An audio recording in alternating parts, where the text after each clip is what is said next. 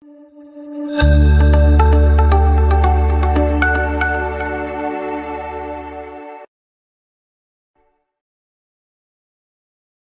वालेकुम। Welcome to another episode of Shalu Technologies podcast. आज मेरे साथ मौजूद है रबिया हुसैन, जो कि एक एजुकेशनिस्ट हैं, मॉन्टेसरी टीचर्स ट्रेनर हैं और पेरेंट्स काउंसलर। अस्सलाम वालेकुम। वालेकुम अस्सलाम। अल्हम्दुलिल्लाह बिल्कुल ठीक ठाक। अच्छा, आप खुद अपना इंट्रो दे दें, मेरे ख्याल से वो ज़्यादा बेहतर रहेगा। जी, मेरा नाम रबिया हुसैन है। आई एम फ्रॉम लाहौर और profession by I am a teachers trainer and Montessori teacher. और 12 इयर्स का मेरा टीचिंग एक्सपीरियंस है डिफरेंट इंस्टीट्यूट्स के साथ। और इसके अलावा ऑनलाइन मेरा प्लेटफॉर्म है मॉन्टेसरी टीचर्स ट्रेनर के लिए। उनको मैं ट्रेनिंग देती हूँ। ऑनलाइन क्लासेस होती हैं मेरी, और पेरेंट्स काउंसलिंग भी मेरे साथ साथ चल रही है। सही। अच्छा, एक चीज़ बहुत, जब आपने इंट्रो सेंड किया था तो बहुत इंटरेस्टिंग मुझे लगी थी, जोली फोनिक्स में आपका स्पेशलाइजेशन है, आई गेस। बिल्कुल। तो इसके बारे में थोड़ा सा बताएंगे क्या है। देखिए, आज से अगर हम 25 इयर्स बैक जाएं तो हमारे बल्कि हमारे चाइल्डहुड में भी हम लोगों ने अल्फ़ाबेट्स के, हम लोगों ने साउंड्स को नहीं रिकग्नाइज किया था कभी भी। हमें सिर्फ सिंपल एबीसी और उसकी एक वोकैबुलरी हमें सिखाई गई थी। लेकिन आजकल थोड़ा सा सिनेरियो डिफरेंट हो गया है, क्योंकि बच्चों को साउंड्स आना इज मस्ट। अल्फ़ाबेट्स के साउंड्स आना बहुत ज़रूरी है, क्योंकि बच्चों ने वोकैबुलरी सीखनी होती है। और उसका जो फर्स्ट लेटर है, जब तक उसका साउंड नहीं आएगा तब तक वो वोकैबुलरी भी इजीली लर्न नहीं कर सकते। और इसके अलावा जो जॉलीफोनिक्स है, उसका बेसिकली पर्पस है स्पेलिंग मेकिंग। उसका सबसे जो बड़ा पर्पस है, और ये बहुत वास्ट एक प्रोग्राम है जॉलीफोनिक्स का। तो आजकल अब हर स्कूल में ये इम्प्लीमेंटेशन की जा रही है कि फोनिक्स आना बहुत ज़रूरी है बच्चों को। तो उसका भी अलग से मेरा कोर्स है 2 मंथ का, क्योंकि ये बहुत बड़ा एक प्रोग्राम है। इसमें सिर्फ हम साउंड्स नहीं सिखाते हैं, इसमें स्पेलिंग्स भी सिखाते हैं, जिसमें साइलेंट वर्ड्स भी होते हैं। जैसे नंबर 8 है, उसमें आपको पता है कि GHT आता है, लेकिन उसको जी का साउंड उसमें साइलेंट होता है। तो इस तरह करके जॉलीफोनिक्स में भी मैंने प्रॉपर डिप्लोमा किया था, और उसका भी एक प्रोग्राम मेरा चल रहा है। थोड़ा सा अपनी जर्नी के बारे में बताएं, मतलब व्हाट मोटिवेटेड यू, क्योंकि बहुत डिफरेंट किस्म की एक फील्ड है, ज़्यादा लोग परस्यू नहीं करते हैं इसको। तो आपको किस चीज़ ने मोटिवेट किया था इधर? देखिए, स्टार्ट मैंने किया था 2014 से, जब मेरे बेटे का एडमिशन हुआ था। तो वही बात आ गई कि मैंने अपने चाइल्डहुड में ये सब चीज़ें, ये एक्टिविटीज़ नहीं की थी। राइट। जब मैंने उसको पढ़ाना शुरू किया तो मुझे एक बड़ा इंटरेस्ट डेवलप हुआ। जब मैंने फोनिक्स सीखे, खुद भी सीखे उसको पढ़ाने के लिए, और इतनी एक्स्ट्रा एक्टिविटीज़ भी होती थी। आर्ट वर्क बहुत डिफरेंट होता था। तो जब मैंने उसको पढ़ाना शुरू किया तब मेरा इंटरेस्ट डेवलप हुआ। 2014 में मैंने एक मॉन्टेसरी से स्टार्ट किया था।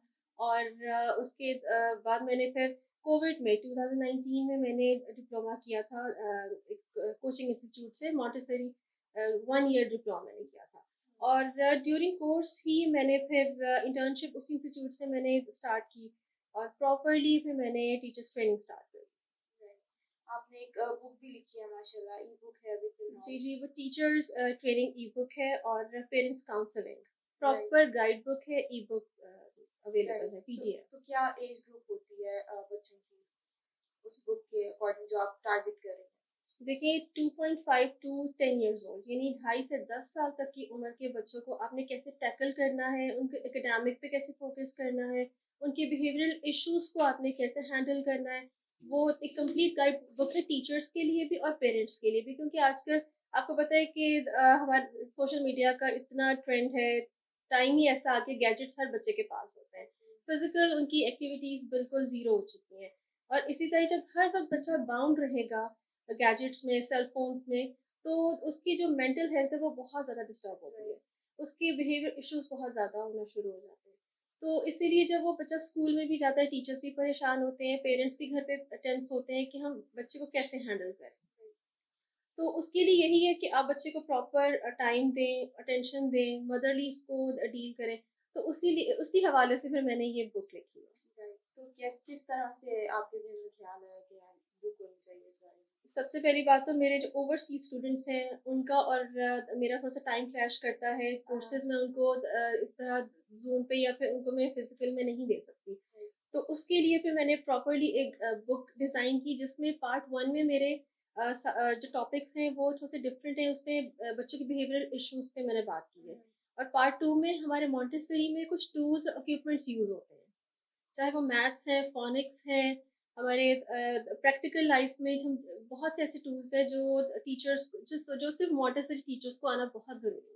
Right. तो मैंने वो पार्ट 1 में प्रॉपरली उसको यूज़ करने का तरीका बताया। Right. कुछ स्ट्रेटजीज के बारे में बताएं, some of your best strategies that you have mentioned in the book. सबसे पहली बात तो देखिए, मैं हर टीचर को, हर पेरेंट को ये कहती हूँ कि बच्चे को जब तक आप पर्सनली अटेंड नहीं करेंगे तब तक बच्चे के जितने भी बिहेवियर इश्यूज हैं वो कंट्रोल नहीं होंगे। इस Right. बुक में मैंने यही मेंशन किया है। आप जितने भी मेरे टॉपिक्स देख लें, वो अर्ली इयर्स जितने भी हमारे स्टूडेंट्स हैं या बच्चे हैं, उनको हमने कैसे डील करना है, ठीक है। उनको अपने प्रॉपर टाइम दें, उनके साथ जितना आप कम्युनिकेट करेंगे, जितना आप ज़्यादा उनके साथ बात करेंगे, जितना उनको सुनेंगे, ठीक है, उतना ही बच्चे के जितने भी इश्यूज हैं वो कंट्रोल में आएंगे। तो इस बुक का बेसिक जो पर्पस है वो मेरा यही था, और यही मैंने फिर इसमें जितने भी मेरे टॉपिक्स हैं वो इससे रिलेटेड मैंने मेंशन किया। Right. तो आजकल ये बहुत होता है, वेकेशन में भी चिंता है कि कंपटीशन बहुत होता है बच्चों के दरमियान।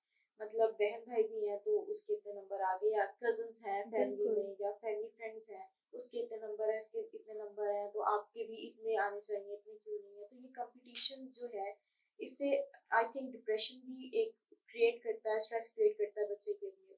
तो इसको किस तरह से टैकल किया जाए? आप पेरेंट्स को भी काउंसिल करती हैं, तो क्या आपकी स्ट्रेटजी होती है? देखिए, कंपैरिजन इज बैड। आपके अपने घर में भी बच्चे हैं, 3 हैं, 4 हैं, हर बच्चे का मेंटल लेवल डिफरेंट होता है, हर बच्चे का नेचर डिफरेंट होता है, ठीक है। अब एक अपने 3-4 बच्चों को भी अगर आप कंपैरिजन कर लेंगे कि तुम्हारे बड़े भाई के इतने मार्क्स आ गए, तुम्हारे इतने क्यों नहीं आए।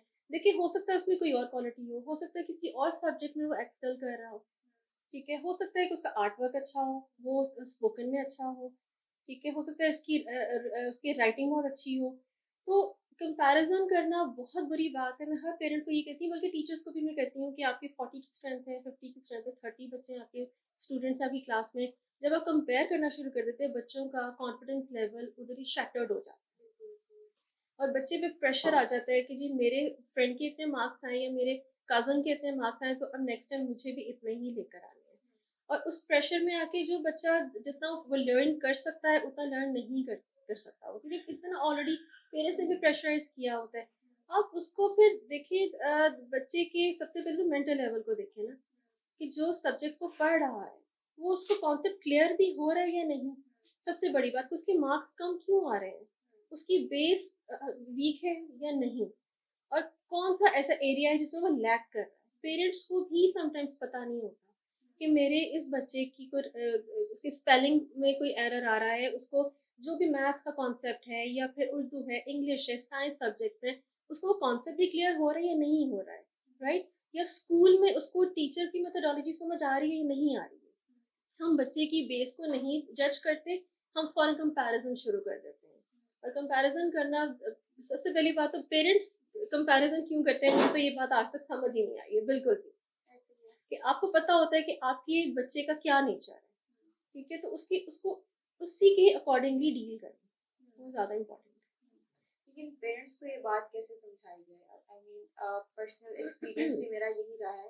पेरेंट्स के पास इतना, अगर आपके बहुत पेरेंट्स जो है वो वर्किंग, मतलब काम कर रहे हैं, जॉब्स पे जा रहे हैं, या फिर मदर भी कोई ना कोई काम कर रहे हैं, उनके पास इतना टाइम ही नहीं है। वो बस स्कूल्स में डालते हैं और फिर वो एक्सपेक्ट करते हैं कि स्कूल में चला गया, हमने अपनी जिम्मेदारी पूरी कर ली, अब इस पर है कि इसने पढ़ना है, इसने टीचर्स वगैरह देख लेंगे, पूरी कर लेंगे, सब कुछ कर लेंगे।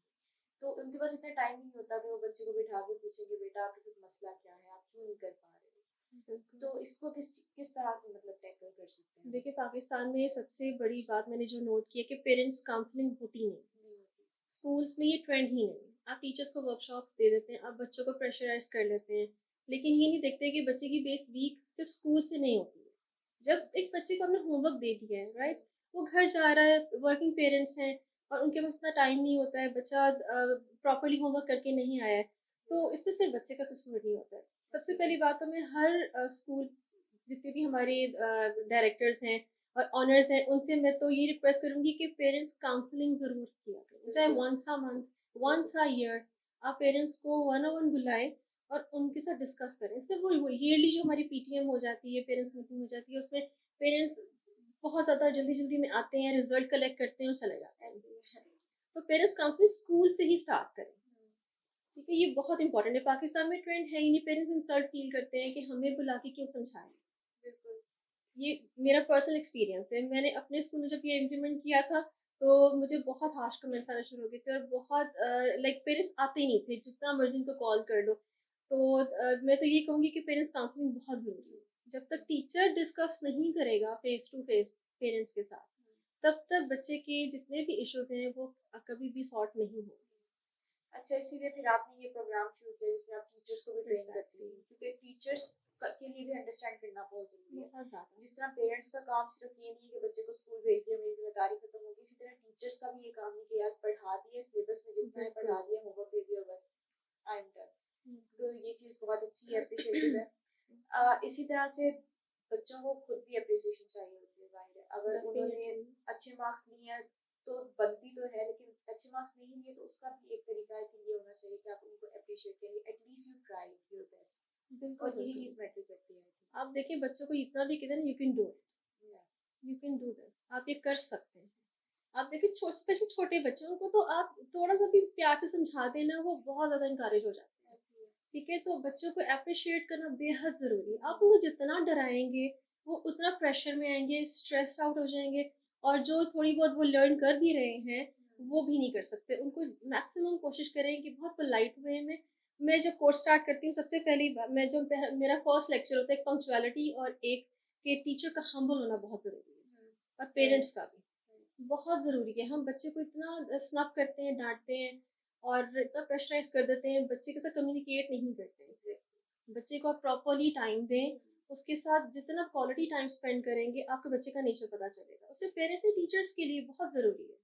मॉन्टेसरी, स्पेशली मॉन्टेसरी टीचर्स के लिए, प्री स्कूल टीचर्स हैं, उसके लिए एक प्रोग्राम होता है सर्कल टाइम। जो मॉन्टेसरी टीचर्स हैं जो जॉब करेंगे, पेरेंट्स हैं जिनके अर्ली ईयर्स बच्चे हैं, उनको तो नो हाउ है कि सर्कल टाइम ये ऐसा टाइम होता है कि जो अर्ली मॉर्निंग टीचर सर्कल में बच्चों को बिठाती हैं और उनके साथ प्रॉपरली फिर कोई स्टोरी टेलिंग या फिर पोएम्स राइम्स सिंग करती हैं, और प्रॉपरली जितना प्लानर होता है उनका वीकली वो डिस्कस करती हैं, एक्टिविटीज करवाती हैं। जब बच्चे सर्कल में एक दूसरे के साथ टीचर के साथ कम्युनिकेट करते हैं, बैठते हैं, और टीचर भी उनके साथ कॉन्वर्सेशन कर रही है और बहुत प्लेजेंट वे में, तो बच्चा इस तरह बहुत जल्दी लर्न भी करता है और उनका कॉन्फिडेंस लेवल भी बहुत ज़्यादा हाई होता है।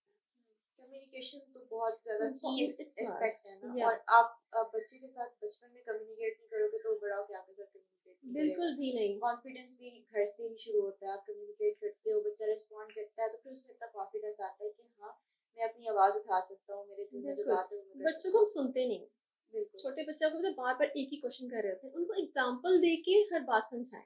जब हम उनको कहते हैं चुप कर जाओ, मुझे ये काम करने दो, मैं बिजी हूँ, तो बच्चे के माइंड में जो वो क्वेश्चन होता है वो एज इट इज स्टक हो जाता है, और वो फिर नेक्स्ट टाइम आपसे वो क्वेश्चन नहीं करेगा। उसका कॉन्फिडेंस लेवल इस कदर आप शैटर कर देते हैं, वो आपसे डरेगा, आपसे बात नहीं करेगा, और ये फिर इश्यूज क्रिएट हो जाते हैं टीन एज में जाके। परमानेंट उसके माइंड में वो बात बैठ जाती है कि मैंने अपनी टीचर से कोई सवाल किया तो मैं आगे से मुझे डांट पड़ेगी, या पेरेंट्स से मैंने कोई बात की तो मुझे आगे से स्नब कर देंगे। और ये सब चीज़ें टीन एज में जाके फिर पेरेंट्स बहुत ज़्यादा उनको फिर फेस करना पड़ता है। पेरेंट्स काउंसलिंग तो बहुत ज़रूरी है, बहुत ज़रूरी है। Right after you get married या जब भी टाइम होता है तो आपको चाहिए कि आप एज अ पेरेंट जाकर थेरेपी ले, मैं तो ये कहूँगी, क्योंकि आपके अपने भी पास ट्रॉमास चल रहे होते हैं। वही एक चीज़ जो चलती आ रही है स्टीरियोटाइपिकल, आपने भी वही चीज़ देखी होती है, बहुत सारी चीज़ें आपको अनलर्न भी करनी पड़ती हैं। एग्जैक्टली जी। बच्चों के साथ देखिए बच्चा बनना पड़ता है, वो हम नहीं करते। एज पेरेंट भी मैं सबको ये कहूँगी कि उनके साथ प्ले किया करें, उनको पार्क्स में लेके जाएं, गार्डन में लेके जाएं, उनको नेचर के अकॉर्डिंगली आप भी उनको हैंडल करें, उनको नेचर के करीब लेके जाएं, उनको प्लांटेशन करवाएं। हमारे यहाँ अब वही बात आ गई ना कि गैजेट्स में बच्चे इस तरह बिजी हैं कि पेरेंट्स भी ना जान छुड़ाते हैं कि अगर मदर खाना बना रही है बस फट फोन दे दिया कि नहीं ये बिजी रहे, मुझे तंग ना करे। फिर हम बच्चे से शिकायत करते हैं कि आपके हाथ में हर वक्त फोन होता है, उसे खाना खाना है तो उसे फोन पकड़ के खाना है, कोई भी काम करना है फोन उसके हाथ में होता है, टैब उसके हाथ में होती है, कोई ना गैजेट उसके पास होना चाहिए। वही उसके पेरेंट्स हैं, वही उसके फ्रेंड्स हैं। फिर हम बच्चों के साथ देखिए बच्चों से हम फिर कंप्लेन करते हैं कि आप तो बात नहीं करते, इंट्रोवर्ट हो गए बच्चे आजकल, कम्युनिकेट नहीं करते, अलग अलग रहना उनको बहुत अच्छा लगता है। तो उसमें सिर्फ बच्चों का कसूर नहीं है, सिर्फ क्या बिल्कुल भी कसूर नहीं है, इसमें 100% पेरेंट्स की गलती है कि आप बच्चों को टाइम दें, आप गैजेट्स की जगह आप उनके साथ डील करें, दैट्स इट।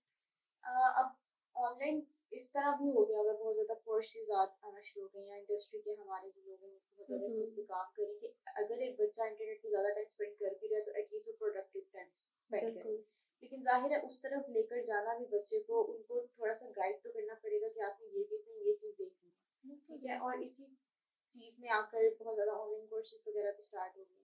ये चीज आजकल बहुत चल रही है जिसके बारे में मुझे आपका ओपिनियन चाहिए, ऑनलाइन कोर्सेज वर्सेस जो आपकी टिपिकल एजुकेशन होती है स्कूल्स वगैरह में जाकर। तो आजकल ये कहा जा रहा है कि स्कूल्स वगैरह आप छोड़ दें, आपको पता चल ही गया होगा मैं किस बारे में बात कर रही हूँ। हमारे कुछ सो कॉल्ड एजुकेशनिस्ट और डिजिटल मार्केटर्स हैं, ऐसे मार्केट में आ गए हैं। अभी रिसेंटली एक भाई साहब ने बहुत जरूरतमंदाना ये हरकत की है कि साफ साफ कहा है कि स्पेशली गर्ल्स के लिए कि यूनिवर्सिटी जाना उनके लिए सही नहीं है।